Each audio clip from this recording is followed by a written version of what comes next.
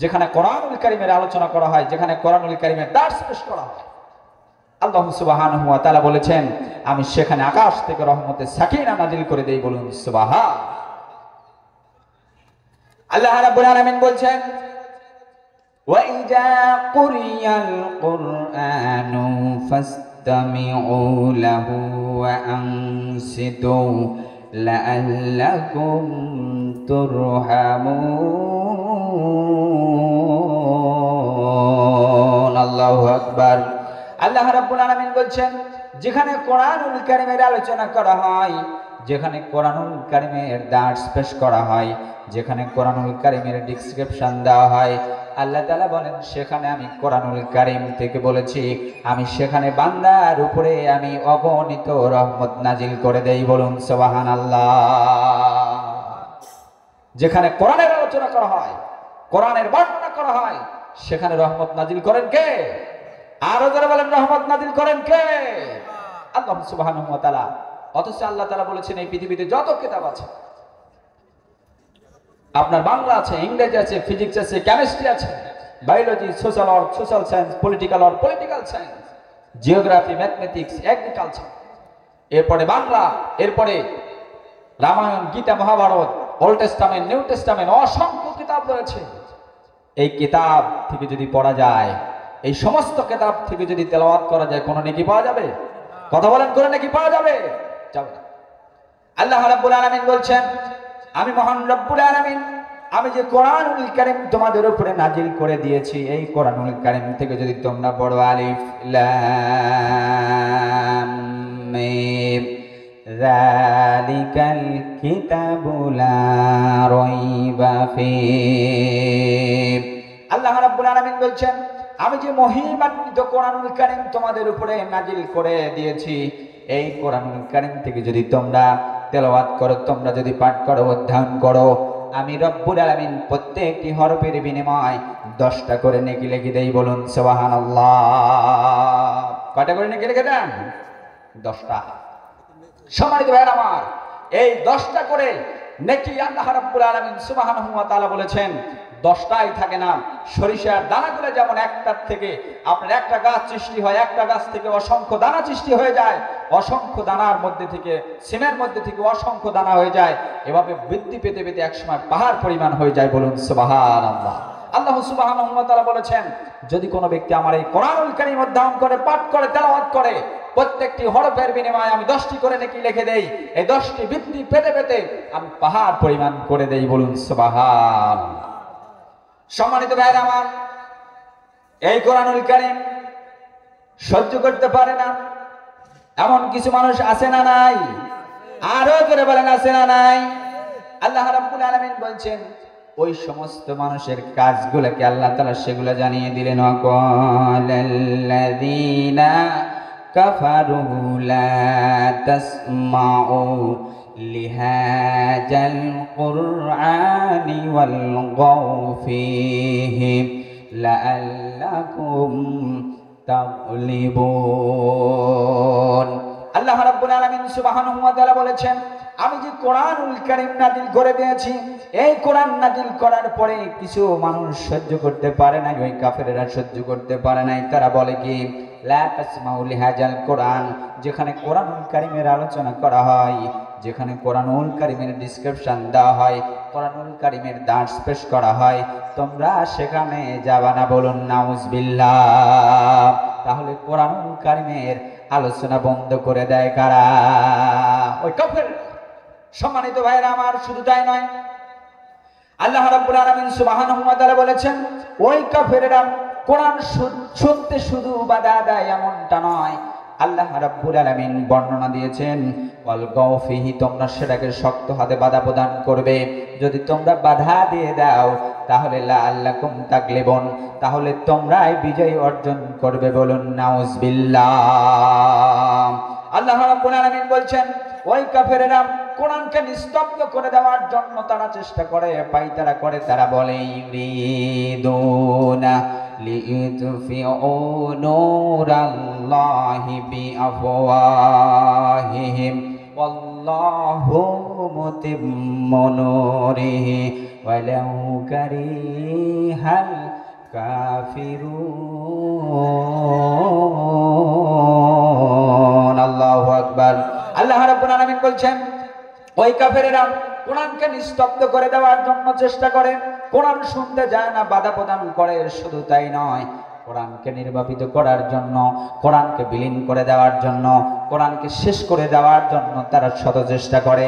আল্লাহ রাব্বুল আলামিন বলছেন ওরা যতই চেষ্টা করুক না কেন, যতই প্রাণান্তকর প্রচেষ্টা করুক না কেন, আমি রব্বুল আলামিন কোরআনুল কারীমকে তামাম পৃথিবীতে প্রজ্বলিত করে দেই। বলুন সুবহানাল্লাহ।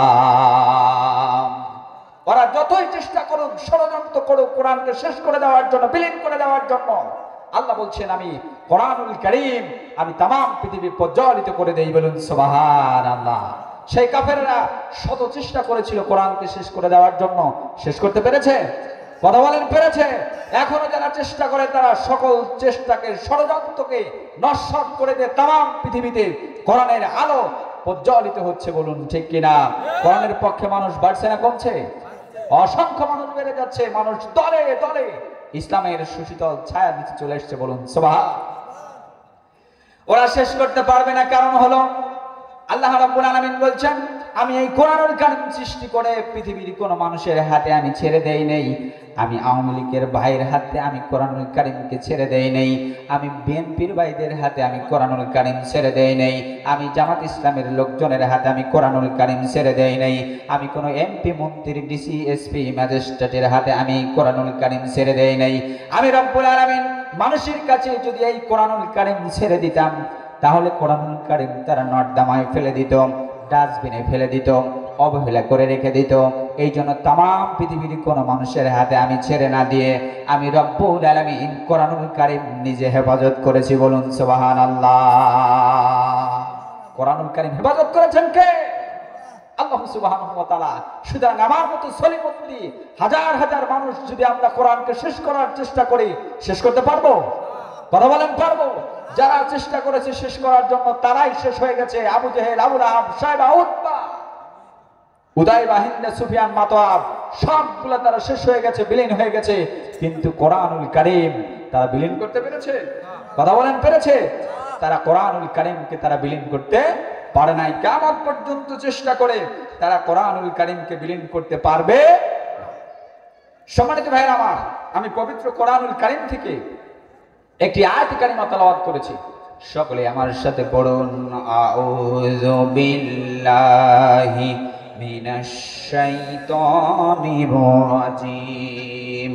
বিসমিল্লাহির রাহমানির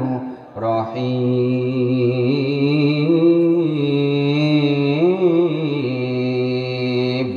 ওয়াকাদা ربك ألا تعبدوا إلا إياه وبالوالدين إحسانا। আল্লাহ রাব্বুল আলামিন বলছেন ওয়াকাদা রাব্বুকা আল্লা তা'বুদু, ইবাদত করতে হবে কার? আরো জোরে বলেন, ইবাদত করতে হবে কার? আল্লাহ সুবহানাহু ওয়া তাআলা। আল্লাহর ইবাদতের পরেই ইহসান করতে হবে, দয়া করতে হবে কার উপরে? পিতামাতার উপরে। কার উপরে? পিতামাতার উপরে। পিতামাতা যদি সন্তানের জন্য দোয়া করে, সে দোয়া কবুল হয়ে যায়। সুবহানাল্লাহ বলেন। আবার বদদোয়া করলে সেটাও কবুল হয়ে যায়। শুধু দোয়া করলে কবুল হয় এটাই যদি হতো, আর বদদোয়া করলে যদি কবুল না হতো, তাহলে একটা কথা ছিল, দোয়া করলে যেমন কবুল, বদদোয়া করলেও তেমনই কবুল হয়ে যায়। সম্মানিত ভাইরা আমার, বনী ইসরাইল কওমের একজন কেমন করে দোয়া কবুল হয়ে যায়? বনী ইসরাইল কওমের একজন মুসা আলাইহিস সালাম, কিয়ামতের দিন আল্লাহ সুবহানাহু ওয়া তাআলা মুসা আলাইহিস সালাম আল্লাহকে বলবেন, আল্লাহ কিয়ামতের দিন হিসাব শেষে তুমি কার সাথে আমাকে জান্নাত তুমি দিবা? আল্লাহ সুবহানাহু ওয়া তাআলা মুসা আলাইহিস সালামকে বলেন, মুসা তুমি তো নবী, তোমাকে একজন কসাইয়ের সাথে জান্নাত দিয়ে দেবো। বলুন সুবহান। মুসা আলাইহিস সালামের মনটা একটু খারাপ হয়ে গেল। যে আমি তো নবী, চারজন শ্রেষ্ঠ নবী, তার মধ্যে তো আমি একজন নবী। পৃথিবীতে 4টি কিতাব সবচাইতে শ্রেষ্ঠ, তার মধ্যে আমার উপরে অবতীর্ণ হয়েছে তাওরাত, সেটাও একটা শ্রেষ্ঠ কিতাব। আমি এত নামি গামী নই, আমি একজন নবী। বনী ইসরাইল কওমের সবচাইতে জ্ঞানী ব্যক্তি আমি একজন মর্যাদা সম্পন্ন ব্যক্তি, সম্মানিত একজন ব্যক্তি। আর আমাকে হিসাব শেষে একজন কসাইয়ের সাথে আমাকে জান্নাত দিবা। আমাকে কসাইয়ের সাথে যদি তুমি জান্নাত দিবা, কারণটা কি, ঘটনাটা কি, তার কি এমন ভালো আমল আছে? আল্লাহ সুবহানাহু ওয়া তাআলা বললেন, ও মুসা আলাইহিস সালাম, তুমি ওই কসাইয়ের ঘটনাটা সরাসরি নিজে চোখে তুমি দেখে আসো, বলুন সুবহান। মুসা আলাইহিস সালাম তিনি আল্লাহর নির্দেশনা মোতাবেক তিনি চলে গেলেন সেই কসাইয়ের দোকান। কোথায় চলে গেলেন? সবাই বলেন, কোথায় গেলেন? কসাইয়ের দোকানে গিয়ে তিনি দেখলেন কসাইয়ের কাজ কি? গোস্ত কাটা, গোস্ত বিক্রি। উনি সকাল থেকে সন্ধ্যা পর্যন্ত দেখলেন যে ওই কসাই শুধু গোস্ত কাটছে আর গোস্ত বিক্রি করছে। তিনি গুরুত্বপূর্ণ কোনো বিষয় তিনি খুঁজে পেলেন। শেষ পর্যন্ত মুসা আলাইহিস সালাম কসাইকে বললেন, ভাই আমি আপনার বাড়িতে মেহমান হিসেবে থাকতে চাই, মেহমান হিসেবে যেতে চাই। কসাই বলল, আচ্ছা ঠিক আছে। যেহেতু গোস্ত বিক্রি করছে আর গোস্ত কাটছে, এখানে তো এমন গুরুত্বপূর্ণ রহস্য তো আমি খুঁজে পেলাম না। গোস্ত কাটছে, গোস্ত বিক্রি করছে, এগুলো তো করেই, তার কি এমন ভালো আমল আছে, একটু বাড়িতে যা দেখে আসি। শেষ পর্যন্ত তিনি বললেন, আমি আপনার বাড়িতে একটু মেহমান হয়ে যেতে চাই, থাকতে চাই। মুসা আলাইহিস সালাম যখন বললেন, কসাই বলল, আচ্ছা ঠিক আছে। সম্মানিত ভাইয়েরা আমার, কসাই যখন তিনি বাড়ির দিকে রওনা হলেন, রওনা হয়ে যাওয়ার সময় গোস্তের একটা টুকরো তিনি বাড়ির দিকে নিয়ে যেতেছিলেন, নিয়ে গেলেন। বাড়িতে যাওয়ার পরে মুসা আলাইহিস সালাম যে আল্লাহর নবী, উনি তা জানতেন না। শেষ পর্যন্ত ওই কসাই বললেন, ভাই আপনি একটু এই মেহমান রুমে আপনি থাকেন, আমি ওই পাশের রুম থেকে আসি। কসাই পাশের রুমে চলে গেলেন। ওই গোস্তটুকু তিনি টুকরো টুকরো করে নিজে হাতে তিনি রান্না করলেন এবং তিনি নিজে হাতে রুটি বানালেন। আর একজন বৃদ্ধা মহিলা ছিল, সেই মহিলাটিকে তিনি নিজে হাতে গোসল করাইয়া দিলেন, মাথাটা মুছে দিলেন, মাথায় সুন্দর করে তিনি তেল দিয়ে দিলেন। এরপরে গোস্ত রান্না করেছেন, ওই গোস্তর সাথে রুটি বানিয়েছেন, রুটি সুন্দর করে লাগিয়ে লাগিয়ে সুন্দর করে ওই বৃদ্ধা মহিলাটার মুখে তুলে দিচ্ছে, বলুন সুবহানাল্লাহ। সম্মানিত ভাইয়েরা আমার, মুসা আলাইহিস সালাম পাশের রুম থেকে লক্ষ্য করছেন যে কসাই কি করে, আমি সেটা দেখব। উনি পাশেই তিনি দেখলেন রুটি বানালেন, তরকারি রান্না করলেন, বৃদ্ধা মহিলাটাকে গোসল করাইয়া দিলেন, সুন্দর করে তোয়ালে দিয়ে মাথাটা মুছে দিলেন, তেল লাগিয়ে দিলেন।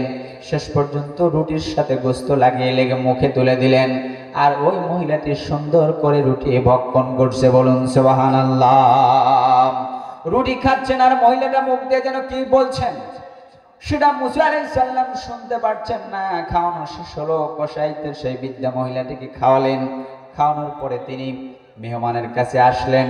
এরপরে বললেন, আপনি রুটি খান, গোশত খান। মুসা আলাইহিস সালাম বললেন, আমি গোশত খাবো, রুটিও খাবো, ঠিক আছে, তবে আপনি ওই যে মহিলাটাকে গোসল করায় দিলেন আর যে মহিলাটাকে আপনি খাওয়ায় দিলেন, গোসল করায় দিলেন, তেল মালিশ করে দিয়ে দিলেন, ওই মহিলাটাকে আপনি যখন রুটি দিয়ে গোশত খাওয়াচ্ছিলেন, এমন সময় মহিলাটি কি যেন মুখ দিয়ে বলছিল, আমি শুনতে পারি নাই, আমাকে জানিয়ে দেন।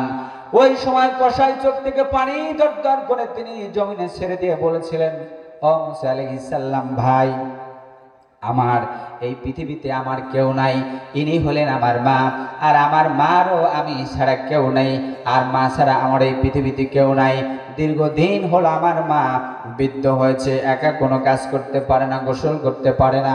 আমি দীর্ঘদিন হলো আমি আমার মাকে এভাবে যত্ন করে আসি, আর আমার মা খুশি হয়ে আমি যখন খাবারটা মুখে তুলে দেই, এমন সময় খান আর আমার মা আমার জন্য দোয়া করেন, আল্লাহ আমার সন্তান আমার জন্য যা করেছে আমার হৃদয়টা শান্ত হয়ে গেছে, শীতল হয়ে গেছে। আল্লাহ আমার এই কলিজার টুকরো সন্তানকে তুমি মুসা আলাইহিস সালামের সাথে তুমি জান্নাত দিয়ে দিও, বলুন সুবহানাল্লাহ। মুসা আলাইহিস সালাম তখন বুঝতে পারলেন কোথায় ঘটনাটা ঘটেছে। ওই সন্তানের জন্য ওই মা দোয়া করেছেন যে আল্লাহ আমার সন্তান আমার জন্য যা করেছে আমার কলিজা ভরে গেছে। বনি ইসরাইল কওমের সবচাইতে শ্রেষ্ঠ নবী মুসা আলাইহিস সালামের সাথে আমার সন্তানকে, আমার কলিজার টুকরো সন্তানকে তুমি জান্নাত দিয়ে দিও, বলুন সুবহান। সম্মানিত ভাইয়েরা আমার, সেই পিতামাতার খেদমত করার দরকার আছে না নাই? আর জোরে বলার দরকার আছে না নাই? আল্লাহ রাব্বুল আলামিন বলছেন এই তামাম পৃথিবীতে আপনি যদি আলেমকে যদি দাওয়াত দিয়ে যদি আপনি খাওয়ান, খাওয়ানোর পরে আপনি হাদিয়া দিলেন, টাকা দিয়ে দিলেন, আপনি পাঞ্জাবি দিয়ে দিলেন, জুব্বা দিয়ে দিলেন, অনেক টাকা পয়সা দিয়ে দিলেন, ওই আলেম যদি টাকা নেওয়ার পরে, জুব্বা নেওয়ার পরে, খাওয়ার পরে যদি আল্লাহর কাছে দোয়া করে, ওই দোয়া কবুল হতেও পারে নাও পারে, কোনো গ্যারান্টি নাই। আর আপনি যদি দিন মজুরি পরিশ্রম করে যদি আপনি বাজার থেকে 100 গ্রাম আঙ্গুর, একটা কমলা যদি আপনি খোড়ায় করে যদি আপনার বৃদ্ধ মা বাবাকে যদি আপনি মুখে তুলে দেন, আল্লাহ রাব্বুল আলামিনের আরশে আজিম পর্যন্ত খুশি হয়ে যাবে, বলুন সুবহানাল্লাহ। আল্লাহ রাব্বুল আলামিন বলছে সংসারে কোনোদিন ঘাটতি পড়বে না, সংসার শুধু সামনের দিকে আগাবে, বলুন সুবহানাল্লাহ। সম্মানিত ভাইয়েরা আমার, আর একটা ঘটনা মনে পড়ে গেল, আলকামার কথা মনে পড়ে গেল। দোয়া কেমন করে কবুল হয়ে যায়। আলকামা রাদিয়াল্লাহু তাআলা আনহু প্রচন্ড তিনি অসুস্থ হয়ে পড়েছেন, বিছানায় তিনি শুয়ে আছেন, এমন ভাবে তিনি শুয়ে আছেন মৃত্যু তার হচ্ছে না। তিনি বেডে মৃত্যুর শয্যায় তিনি পাঞ্জানোচ্ছে, কাতরাচ্ছে, মৃত্যু হচ্ছে না। আল্লাহ রাব্বুল আলামিন, আল্লাহর রাসূলের হাবিব, আল্লাহ রাব্বুল আলামিনের রাসূল জনাবে মুহাম্মদুর রাসূলুল্লাহ সাল্লাল্লাহু আলাইহি ওয়াসাল্লাম বেলাল রাদিয়াল্লাহু তাআলা কে পাঠিয়ে দিলেন, বেলাল তুমি আলকামার বাড়িতে চলে যাও, আলকামার বাড়িতে চলে যাও, আলকামার জবানে তুমি পড়িয়ে দাও মধুর কালেমা লা ইলাহা ইল্লাল্লাহু মুহাম্মাদুর রাসূলুল্লাহ সাল্লাল্লাহু আলাইহি ওয়াসাল্লাম। বেলাল রাদিয়াল্লাহু তাআলা আলকামার বাড়িতে গেলেন, শত চেষ্টা করলেন আলকামার পাশে বসে থেকে তাকে কালেমা পড়ার জন্য, কিন্তু শত চেষ্টা করার পরেও আলকামার জবানে কালেমা উচ্চারণ হচ্ছে না।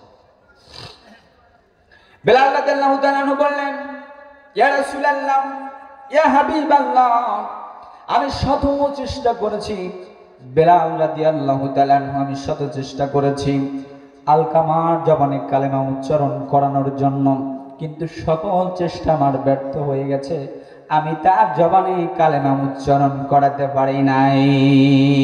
আল্লাহর নবী জনাবে মুহাম্মদুর রাসূলুল্লাহ সাল্লাল্লাহু আলাইহি ওয়াসাল্লাম তিনি লিল্লাহি তাকবীর, লিল্লাহি তাকবীর, দ্বিতীয় বক্তার আগমন, দ্বিতীয় বক্তার আগমন ফাজিলনগরের পক্ষ থেকে, উল্লাপাড়ার পক্ষ থেকে নারায়ে তাকবীর। সম্মানিত ভাইরা আমার, শেষ পর্যন্ত আল্লাহর নবী জনাবে মুহাম্মদুর রাসূলুল্লাহ সাল্লাল্লাহু আলাইহি ওয়াসাল্লাম হযরতে আরেকজন সাহাবীকে তিনি পাঠিয়ে দিলেন। আরেকজন সাহাবীকে পাঠিয়ে দেওয়ার পরে শত চেষ্টা করলেন, তারপরেও তার জবানে কালেমা উচ্চারণ হলো না, ব্যর্থ হয়ে গেলেন। এমন সময় আল্লাহর নবী সরাসরি আলকামার বাড়িতে চলে গেলেন, তার বাসাতে চলে গেলেন। বাসাতে গিয়ে শত চেষ্টা করলেন, আলকামার জবানে বিশ্ব নবী পর্যন্ত কালেমা উচ্চারণ করাতে পারে নাই। আল্লাহর নবী আশ্চর্য হলেন যে বেলাল রাদিয়াল্লাহু তাআলা চেষ্টা করলেন, কালেমা উচ্চারণ করাতে পারলেন না। শুআইব রাদিয়াল্লাহু তাআলা চেষ্টা করলেন, কালেমা উচ্চারণ করাতে পারলেন না। আমি বিশ্ব নবী পর্যন্ত কালেমা পড়ানোর জন্য চেষ্টা করেছি, তাও আমি পারলাম না, ব্যর্থ হলাম। এবার বিশ্ব নবী বললেন, আলকামার স্ত্রী কি পৃথিবীতে বেঁচে আছে? বলল আছে। আলকামার স্ত্রীকে নিয়ে আসো। আলকামার স্ত্রীকে নিয়ে আসা হলো এবং জিজ্ঞেস করলো, তোমার স্বামী কেমন ছিল? আলকামার স্ত্রী বলেছিলেন, আমার স্বামী ভালো ছিল, আমার স্বামী হজ করেছে, জাকাত দিয়েছে, রোজা রেখেছে, তাহাজ্জুদের নামাজ পড়েছে, যত ভালো ভালো সমাজের কাজ করেছে। আল্লাহ রাসূল বললেন, তাহলে কেন তার মুখে জবানে কালেমা উচ্চারণ হচ্ছে না, কারণটা কি? এবার আল্লাহর নবী জনাবে মুহাম্মদ রাসূলুল্লাহ সাল্লাল্লাহু আলাইহি ওয়াসাল্লাম আলকামার বললেন, আলকামার মা কি পৃথিবীতে বেঁচে আছে? বলল বেঁচে আছে। বলল আলকামার মাকে নিয়ে আসো। আলকামার মাকে নিয়ে আসা হলো এবং বলা হলো, তোমার সন্তানকে তুমি মাফ করে দাও। আলকামার মা বলেছিলেন, আমার সন্তানকে আমি কষ্ট করে লালন পালন করেছি, আমি গর্ভধারণ করেছি, খাবার পর্যন্ত খেতে পারি নাই, আমি আমার সন্তানকে তিলে তিলে লালন করেছি, পালন করেছি, আর সন্তান আমাকে কষ্ট দিয়েছে, আমি কখনো আমার সন্তানকে মাফ করতে পারি না। আল্লাহর নবী জনাবে মুহাম্মদ রাসূলুল্লাহ সাল্লাল্লাহু আলাইহি ওয়াসাল্লাম সাহাবাদেরকে ডাক দিয়ে বললেন, আমার সাহাবারা তোমরা খড়ি নিয়ে আসো, লাকড়ি নিয়ে আসো। খড়ি নিয়ে আসা হলো, লাকড়ি নিয়ে আসা হলো। এরপরে বলল, আগুন জ্বালিয়ে দাও। আগুন জ্বালানো হলো। এবার আলকামার মাকে বললেন, এই যে ধাউ ধাউ করে আগুন জ্বলছে, লেলিহান শিখা আকাশের দিকে উঠতে থাকছে, এখানে তোমার সন্তানকে আমরা আগুনের মধ্যে ফেলে দেব যদি তুমি মাফ করে না দাও। আলকামার মা বললেন, আমার সন্তানকে আমি মাফ করতে পারি না।